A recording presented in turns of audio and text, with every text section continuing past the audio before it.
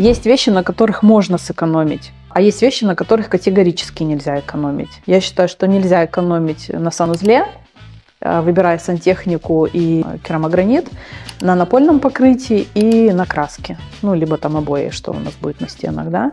На этом категорически экономить нельзя. Но, например, мы можем сэкономить на кухне, делая кухню не на заказ, а выбрав какой-то бюджетный вариант, аналог, который будет визуально особо ничем не отличаться от кухни под заказ. Но при всем при этом кухня выглядит очень достойно.